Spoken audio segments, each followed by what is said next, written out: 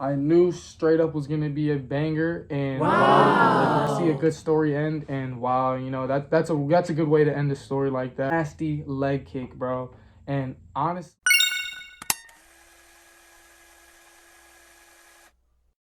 What's up, everyone? UFC 278 just got wrapped up, and we have a lot to cover.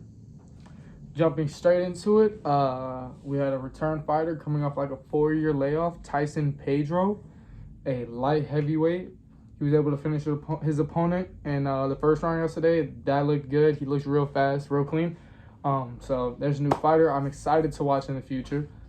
And then getting into some of our predictions, Jose Aldo lost last night to Merab. I think he said his name, Devalishi. Probably not how you say it, but doesn't matter.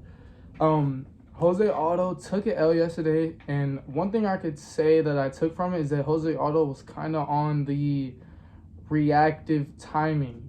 And what I mean by that is he wasn't really engaging, except for a couple nice knees and a couple body shots. But most of the time, he kind of was sitting back, waiting for Merab. But I would say it plays also in the Merab's favor because he also was applying a lot of pressure. So it's kind of like, what do you do as Jose Aldo? I think Jose Aldo was able to stop almost every takedown attempt in that fight. I thought he was going to be able to get taken down, but dude, his takedown defense is really, really good, and he could not get taken down. As far as like the clinching and striking, I think honestly Jose Aldo was winning a lot of the striking exchanges just because his strikes were more precise and more technical. But I think the volume that Merab was throwing at was just levels higher than Aldo, and that's what got him the win. And although Merab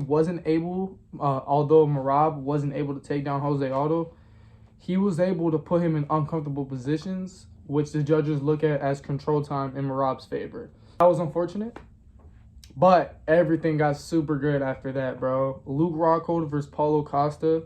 I knew straight up was going to be a banger, and wow, it delivered.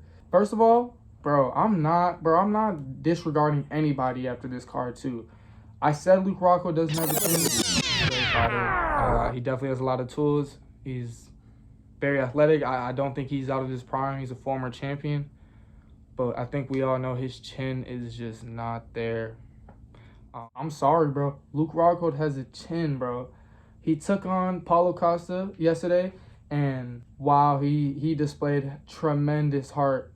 From the first round to the third round, Luke Rockhold was able to rock Paulo Costa, stun him with 1-2s, and he threw a huge amount of leg kicks that were very successful, hitting Paulo in the stomach, head, neck, everywhere possible.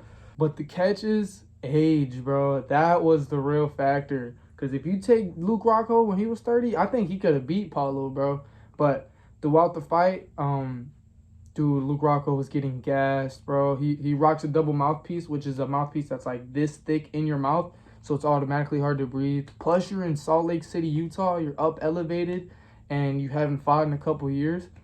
So against all odds, dude performed tremendously. Paulo Costa was able to land clean shots, rock Luke. He almost put Luke out of there through a couple moments in that fight. But like I said, Luke showed tremendous heart and really, really gave me one of the most memorable fights as a UFC fan. I mean, you'll see, I'll pull it up. There's Luke Rockhold was on top of Paulo Costa in a clinch match, and not in a grappling match. And bro, his nose was gushing blood, and bro, he was just wiping it all over Paulo's face. It was one of the funniest things I've ever seen, but it also shows how much Luke really wanted it, bro. And honestly, I was honestly like kind of heartbroken at the end when he retired, because you hate to see a good story end, and wow, that's a good way to end the story like that. Farewell, Luke Rockhold. We love you over here at MMA Amateur Report. I hope to see you soon. When it got to the main event, Leon was throwing some heat, bro, and even took Kamaru down.